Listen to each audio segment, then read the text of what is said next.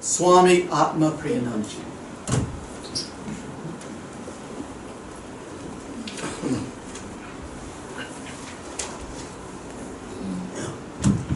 So we begin with the chant as usual. This is from the Shvetashvara Upanishad, and this is chanted. I give you the secret. When a person takes to the life of sannyasa, formal renunciation, this is the mantra which he utters when he bows down before the Guru. So all of you sometime, some lives, we believe in several lives in Hinduism, will be getting sannyasa from somewhere. And this is what you have to chant. At that time you remember, oh, I knew this mantra earlier. Whatever lives you are in. Om yo brahmanam vidadhati purvam yo vai vedanscha prahinodi tasmai tam hadevam atmabuddhi prakasham mumukshurvai sharanamaham prapadye nishkalam nishkriyam shantam niravadyam niranjanam amritasya param setum dagadhen dhanamivanalam. Om Shanti Shanti Shanti Hari Om Tatsat. I, who am the seeker of liberation, take refuge in that luminous being who projected Brahma in the beginning and gave him the Vedas, the spiritual knowledge, and who is the bridge to immortality. Om, peace, peace, peace. I titled my talk as 1, 2, 3, infinity. And the pamphlets, the flyers can't accommodate that much. They cut out 1, 2, 3 and put infinity only. Just like, you know, the recent hype of the God particle some years ago. You know how it happened? Higgs was a person who theoretically predicted the existence of a particle gives masses to various objects. We talk about massive objects, objects with mass. Higgs suggested and theoretically predicted there should be a particle which is a boson.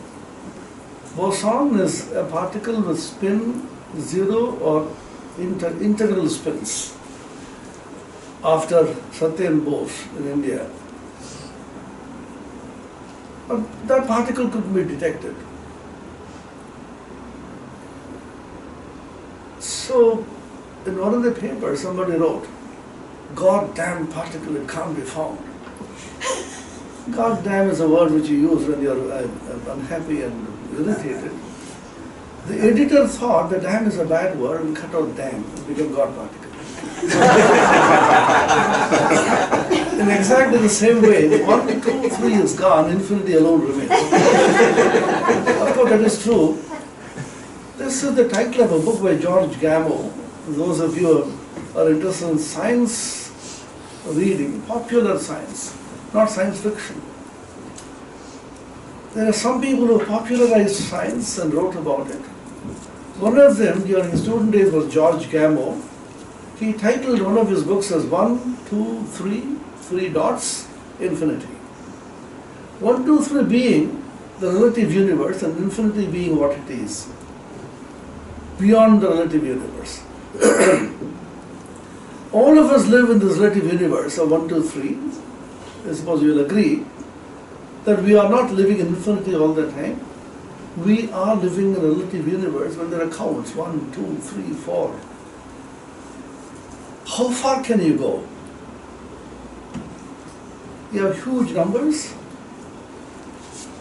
million, trillion, billion, trillion. What is infinity? Infinity is beyond all that you can ever conceive. In India, we have what is known as the Oriental Hyperbola. Swami Vivekananda talked about it. Hyperbole means you go on exaggerating. Our Puranas and the scriptures will say, King Dasharatha, or whoever king it was, live for 10,000 years. They sprinkle zeros very liberally. That means you have cut out a couple of zeros and say maybe 100, maybe less than that. Except when it comes to donating to charity, we put zeros liberally. And as Ramakrishna very famously said, the zeros don't have any meaning unless there's a one before it. You know the story.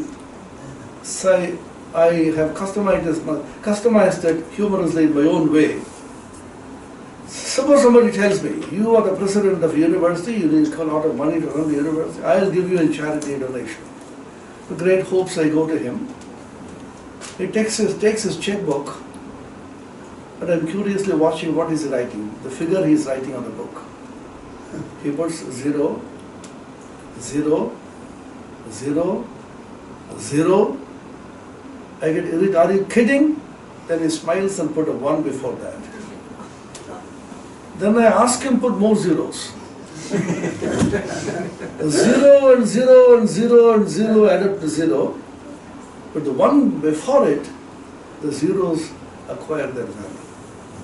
Sri Ramakrishna therefore said in a very simple language, all that you have in this universe, 1, 2, 3, all that you can count upon, all that you see, all that you smell, all that you perceive, all of them are zeros except when they have the one, which is God, impersonal, unchanging entity before it. Everything in the universe is changing except the infinite. So what is the definition of infinity? Infinity has no definition, because if you can define it, it will not be infinity. There are two figures which we figured out in India, which is known as zero and infinity. A zero is something which you do not know what, but zero is a very important value. Whether it's an integer, it's a positive integer, what it has been debated. And in school, we used to have a very funny debate.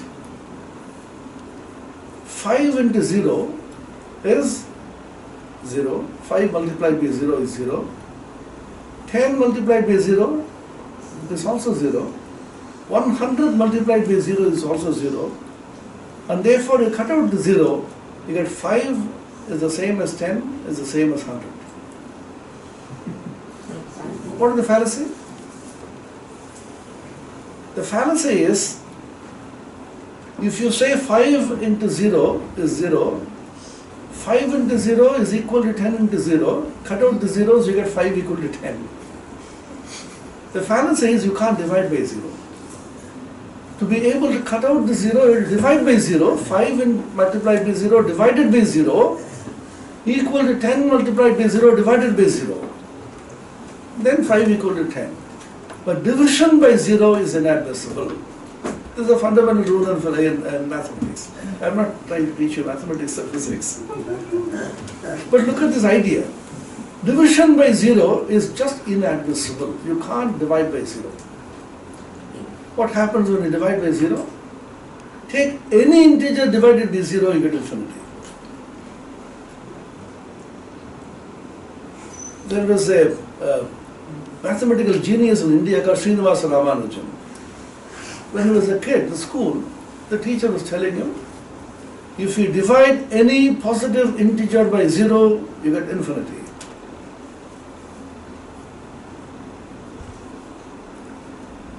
Then he got up and said, suppose they divide 0 by 0, what happens? 0 by 0 is an indeterminate quantity. 0 is a highly intriguing thing. Of course, you can't live without zeros. In the same way, infinity is something which you talk about, which you deal with without knowing what it is. So, on the one side of the spectrum you have 0, on the other side of the spectrum you have infinity. And there is a theory which is provable that the 0 and the infinity are one and the same thing. There was an illustrious disciple of Sri Ramakrishna called Swami Atmapriyananda, who was a Sanskrit and a mathematician. He used to spend his time, leisure hours, working out problems in mathematics.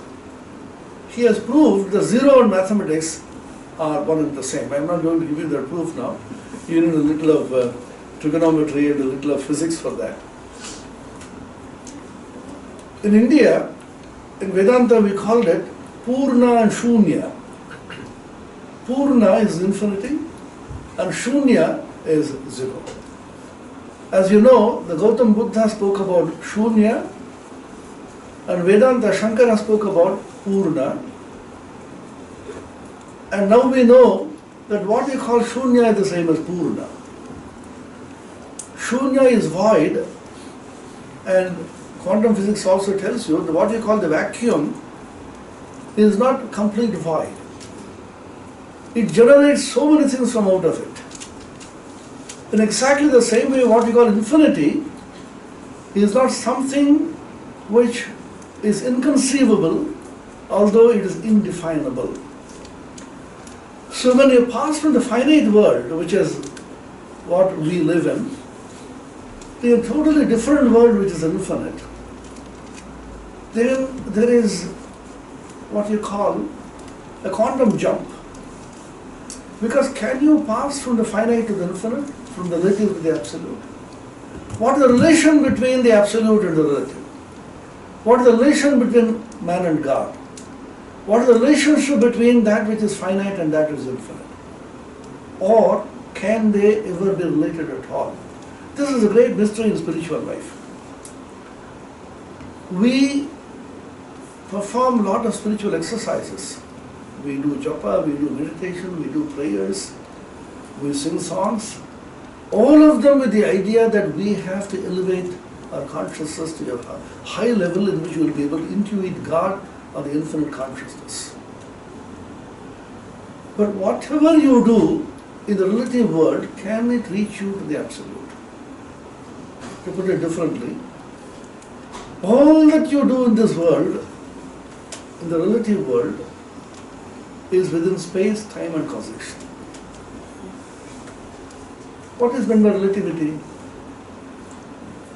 Relativity is something which is conditioned by space, conditioned by time, and therefore by causation.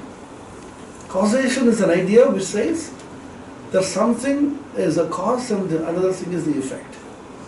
And the cause precedes the effect follows the cause. It can't be the other way about. There is a sequence of timing between the cause and the effect. Why couldn't you come today? Oh, I had a bad cold and was feeling feverish. What happened? I got drenched in the rains yesterday. Oh, that is the reason. Why didn't you come? I am going to get drenched in the rains tomorrow and therefore I am feeling feverish today. Would you accept that? No. Because the cause obviously has to precede the effect. There is a sequence of timing. So space, time and causation always go together. And the infinite, when it is seen through the lens of space, time and causation, is what we call the relative world. All of you have some idea of the theory of relativity by Einstein, who gave a completely revolutionary idea of the world in which we live, the world of space, time and causation. All these are merely relative. Then Vedanta asks the question, is there something which is absolute with respect to which the relative can be understood? The absolute, non-relative is something which is changeless. Anything relative changes. Would you agree to that? What is change? Change takes place in time and space. I see after so many years you have changed so much. Your hair has grown grey, your teeth have fallen down. You have changed in time, of aging. Or I see you here today, after some time I see you somewhere else. There's a space in which you have changed. Any change has to take place in space and in time. And therefore, if you move to a situation in which space and time don't exist, you will be changeless. Or to put it differently, anything which is changeless has to be beyond space and beyond time and beyond causation. It is very obvious. Now, if you agree that everything in the relative world changes, of course they do, then you ask the question, is there something which is changeless at all? This question has been debated by philosophers and psychologists and scientists, time immemorial, without coming to a definite conclusion. Which is more fundamental? Is change fundamental, or rest or changelessness fundamental? What you actually see is change. Everything in the world is changing. Our bodies are changing, minds are changing, the universe is changing, everything is rotating. Rotational motion. The earth is rotating around the sun, the moon is rotating around the earth, and the entire body is in a state of perpetual motion. The heart is constantly beating, the lungs are moving around, the pumping air and circulation of the blood is happening, and the breakfast you ate in the morning is getting digested mysteriously, but you are not aware of it. You don't even ask, let me wait and see if the food is digested, I'll listen to you later. We take it for granted the food is going to be digested anyway. There's somebody who is digesting your food without your knowledge. You call him God, you call him whatever name you live. But the Lord says in the Bhagavad Gita, I remain as that fire in your stomach to digest your food. The Lord has to do so many things, including digesting your food. The infinite Lord has created the sun and the moon and the stars and the celestial bodies and running of the affairs of the whole universe, is also worried about whether you are digesting your food. And on top of that, he sacrifices his divinity, as it were, enters your bowels and intestines and cleans it so that the stomach will be free tomorrow to be able to eat the same junk food he ate yesterday. He doesn't ask you, why did you again eat that food? I had a lot of difficulty cleaning your bowels. He doesn't say that. No. So if you think of this for a moment, I always feel the restroom is a place where God's presence is most felt. Because you see how He, the divinity, is entering into your intestines and bowels and cleaning you every day as a scavenger. Why don't you lift your heart in prayer and say, oh Lord, thanks so much. The infinite divine Lord is becoming your scavenger every day. Hundreds of thousands of billions of beings all over the earth, and cleaning them so that they can be well and eat again junk food and useless food. Which means there's a change that is constantly taking place, and the human mind always asks a question about changelessness. Why? What you see is change. What you perceive is change. So in the midst of change, is it wise and necessary to ask the question, is there something changeless? This is what religion and philosophy pose. Is it necessary to ask a question? Can you tell me, why is it necessary that a changeless entity has to be posited and believed in at all? You believe in change, everything is changing. This is the philosophy of some of the great thinkers of modern times, one of whom was Karl Marx. Karl Marx said everything is constantly changing, why do you worry about eternal value? Everything is contextual. Those of you who are exposed to what is known as the postmodernistic thinking, that is the in thing now, of course it is, somebody called it very mischievously as the most fashionable nonsense of the modern times. There was a paper by Sokal, he exposed the meaninglessness of the postmodernistic idea, but however, the idea is everything in the world is contextual. There is nothing which is eternal. Don't say this is the eternal truth. This truth happens to feel like eternality in the context in which it is placed. which means everything is contextual in place in space and time. There is nothing called the eternal. What you actually see is this. One of the greatest prophets of all time, Gautam Buddha, took this view. Everything is changing. Why do you want to talk about something which is changeless? The bodies and minds are changing. Don't talk about an eternal soul within you called the Atman, which is unchanging. Don't talk about a God who is constantly present and is an unchanging presence. Do we need a God at all? That is Buddha's revolutionary idea. And he created a religion without the concept of God, without the concept of a soul. But he had to accept the idea of Punarjanma, reincarnation, and the theory of karma. Then he asked Buddha, if you say the soul doesn't exist, what is it that reincarnates? A non-existent soul reincarnating again and again and again. Then there are very complicated ideas of how the soul is born every moment and dies every moment and so on. So I don't go into that. So the idea being, changelessness, is it necessary to be posited and believed in? What would happen psychologically, philosophically, religiously and spiritually if you said, I don't believe in anything which is changeless?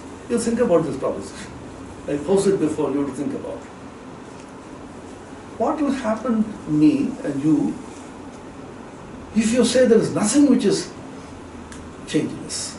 Everything is only change. Psychologically, what will happen to you is there will be no meaning in life. But life gets its meaning because you believe there is something which is changeless, which needs to be attained.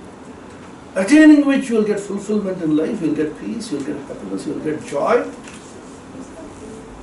If you believe there is nothing in the world to be attained which is changeless, life will become absolutely meaningless, but you can't trust anything in life. Even now it's very difficult to trust anybody, any person. You can't trust your body because the body is the most fragile. You can't trust your mind, it continuously changes. You can't trust your neighbor, you can't trust anybody in this world. But every day there are newer and newer statements being made, as you see in the case of politics. Every day you make a new statement, you believe in the statement, by the time you believe and move on, that statement is gone, somebody is replaced by some other exactly opposite statement. And we have learned to live with it. So if everything is changing, you can't place your trust in anything. You drive back home at the end of the day, and you see your home is no longer there where it was. My home used to be here. Oh, you don't know, it has moved to Hollywood yesterday. Change. Then you chase it to Hollywood, it will move somewhere else. So you can't really pin your faith on anything. Life will become absolutely meaningless. What will happen if life is meaningless? Human beings are meaning-seeking creatures. You want to know the purpose of life, what is the meaning of life. There's a school of psychology called the logotherapy, due to Viktor Frankl. He said man lives by seeking certain meaning in life. He investigated into people who are living in the concentration camps, living in such terrible conditions, and asked some of them, why do you still want to live at all? You are living such a terrible, hellish life. He said, I am seeking something in life, that better days will come. In India we say, Achhe din aayenge. We are also, everybody is waiting for the Achhe din. And in the Christian lore, they say the Messiah is coming. That's how, before the coming of Christ, as you know. We always are waiting for the great Messiah so that he will bring better days. That means something is going to happen by which I'll get some meaning in life. If life has no meaning, people will turn mad. And of course, none of us wants to turn mad. We want to live sane, good lives. So seeking something which is changeless amidst this change is a fundamental urge of the human heart. You can't ask why.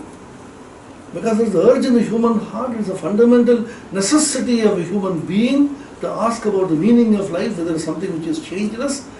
And I bank upon that changeless to give meaning to what I am doing in the world of change.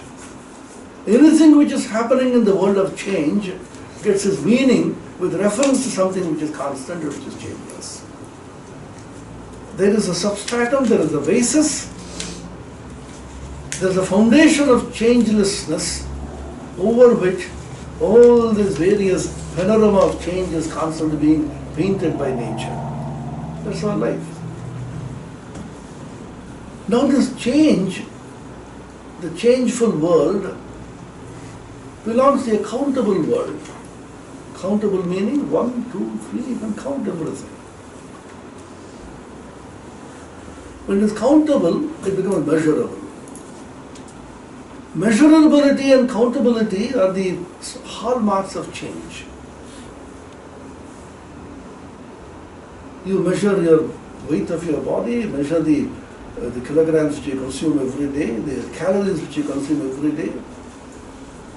You measure everything. And in measurement, you have very small measurement, you have very huge measurement.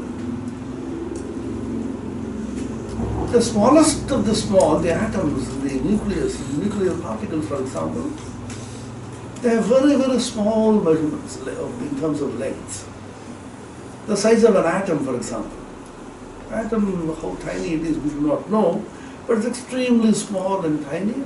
And in the atom, we say there is a nucleus, there is a proton, the neutron, the hydrogen nucleus, for example, and then the electron goes round and round. Now, you say, this is a very, very tiny particle. How tiny it is? What should be the scale of measurement? You can't measure it in miles. You can't measure it in kilometers. So you have a small unit of measurement. The unit of measurement in the atomic scale, as you know, is called the angstrom unit, 10 power minus 10 centimeters, 10 power minus 8 meters. It's a very, very tiny unit. But you can't measure the distance between the sun and the moon, the earth and the sun in angstrom units. You require huge unit for it.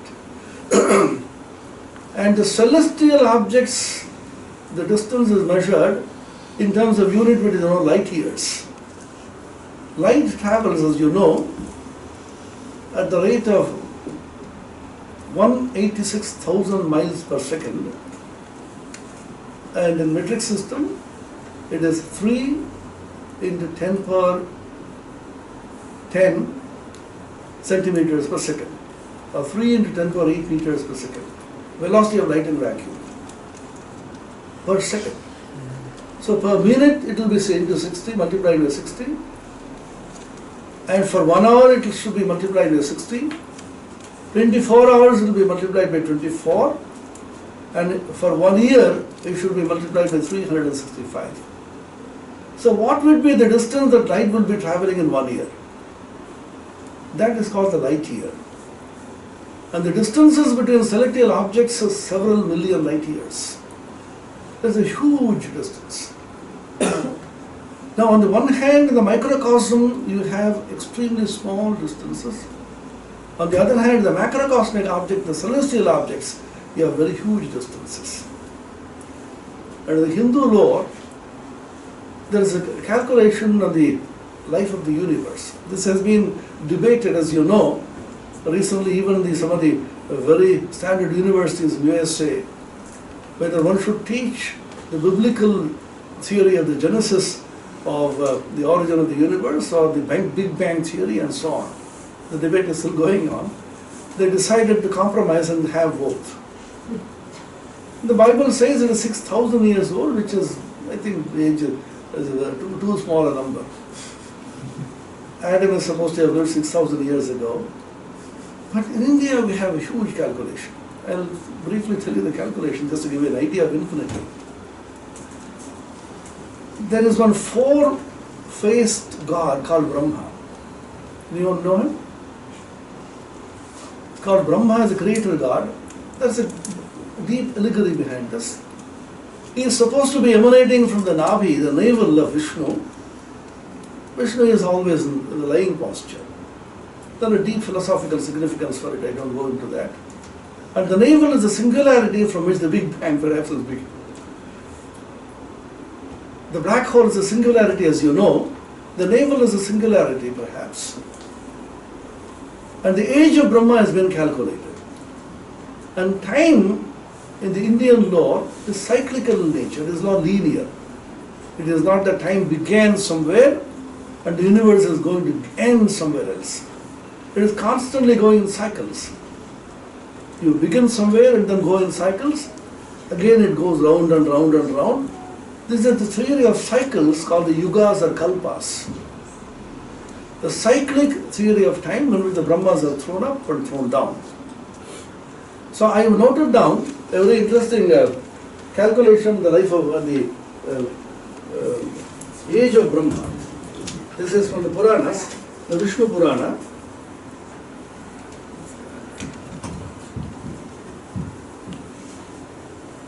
I think they're all stuck together.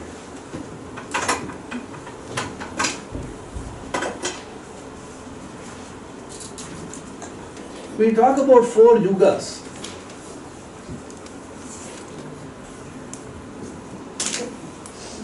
Yuga is an age, and Satya Yuga,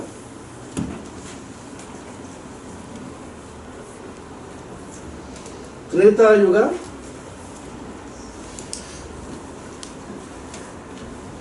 Dwapara Yuga,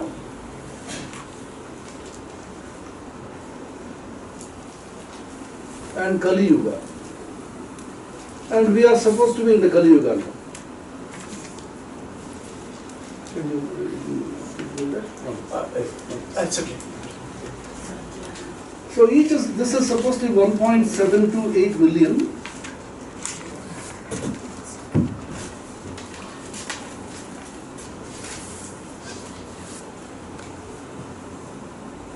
Human years. Ours is the human year, 365 days in a year. And this is supposed to be 1.298 million. This is 0.864 million. And this is 0.432 million. Adding up to 4.322 billion years, which is called the Mahayuga, the Great Yuga, or the Chatur Yuga.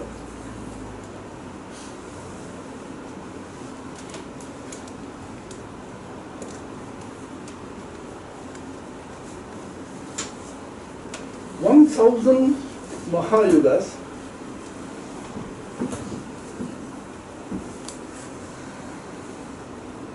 is called one kalpa, which is 4.32 billion human years.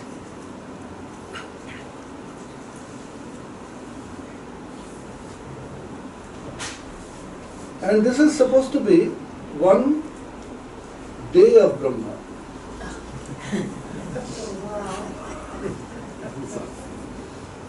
So 2 kalpas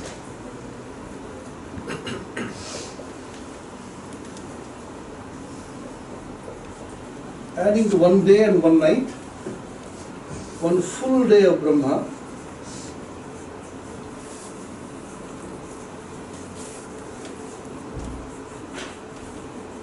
is 8.64 billion years.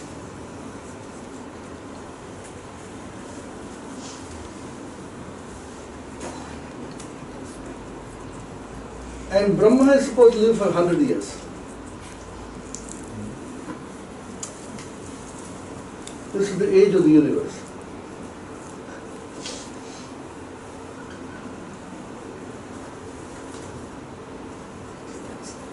Hundred years of Brahma adds up to, so multiplied by 360 on an average, 100 into 360 multiplied by 8.64 billion, which is roughly 311.04 trillion years.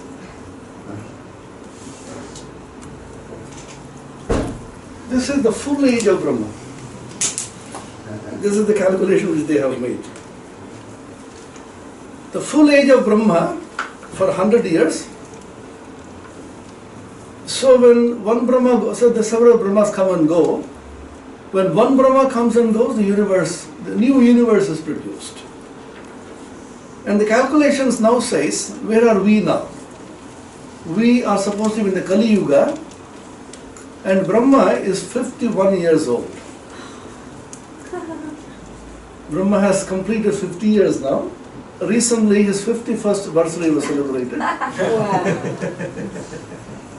This is called Parardha. 100 years divided into 2, the first half is 50, the second half is 50. The first half is a Prathama Parardha, second is Dvitiya Parardha. When a Brahmin boy in India performs his sankalpa, resolve, I am going to perform this act of worship, he locates himself in space and time. It's called Mahasankalpa. It's a remarkable passage. You locate yourself, where am I? I am here in Bharatavarsha, in India, at this place. I locate myself in time, and in the Dvitiya Parardha of Brahma, I am in this kalpa. And there is another concept called Manvantara. Manvantara is also another very interesting concept.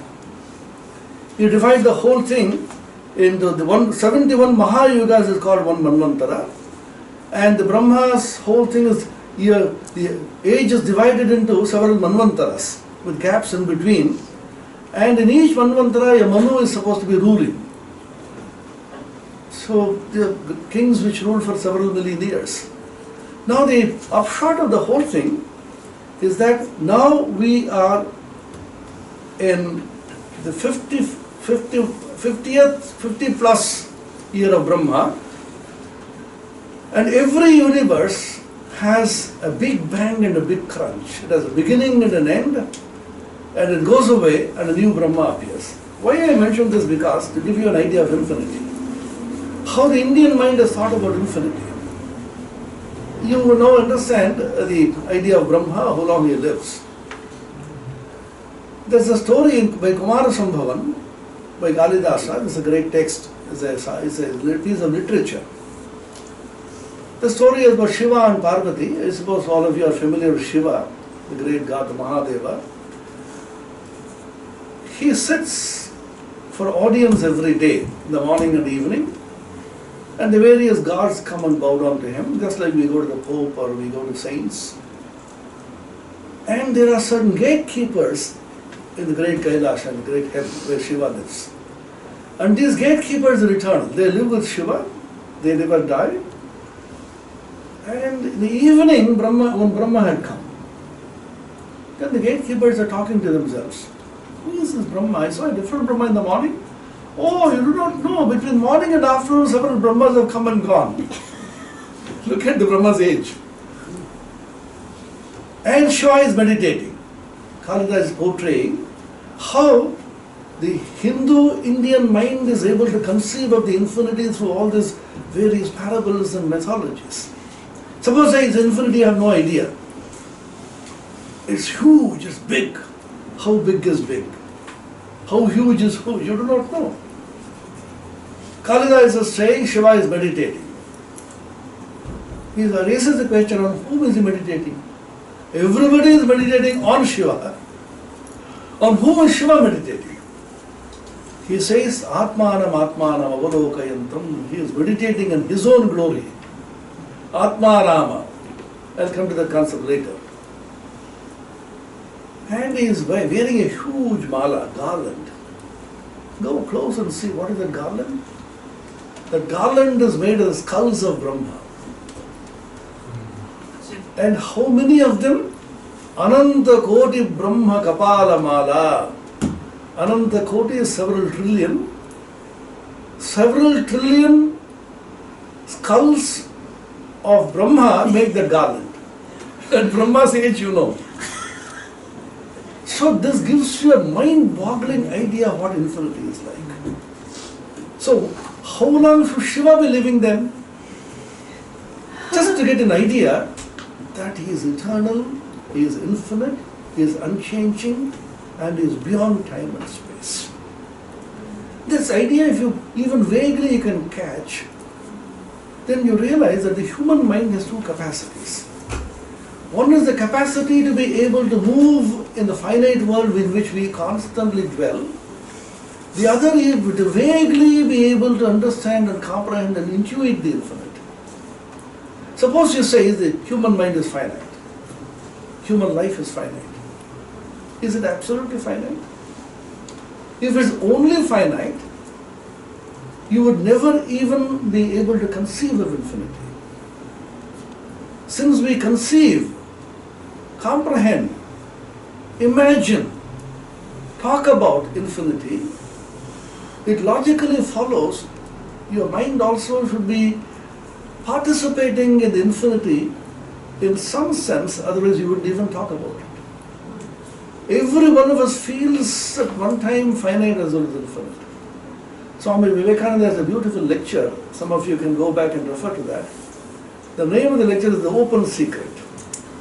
Swami used to give funny titles for his lectures, which I followed this time. In Houston, I spoke about the midnight sun. Everybody is fascinated. Oh, what is that midnight sun?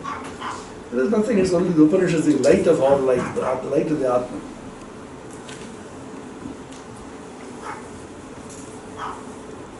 He says, every particle in this universe participates both in finitude as well as infinity.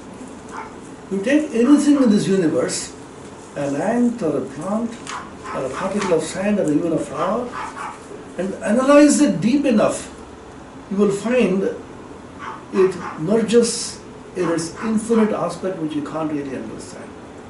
Can you say that I have completely known anything in this universe? The more and more and more you probe into this, you realize you have not realized it, you have not understood it enough. There is an infinite dimension to everything, and that infinity is as it were peeping through the finite. Great poets like Rabindranath spoke about this. He talked about Ashim and Sashim. Ashim means the infinite. The Ashim, the infinite, as it were playing through a peep into this finite world, wearing a mask of the finite. God himself, as it were, is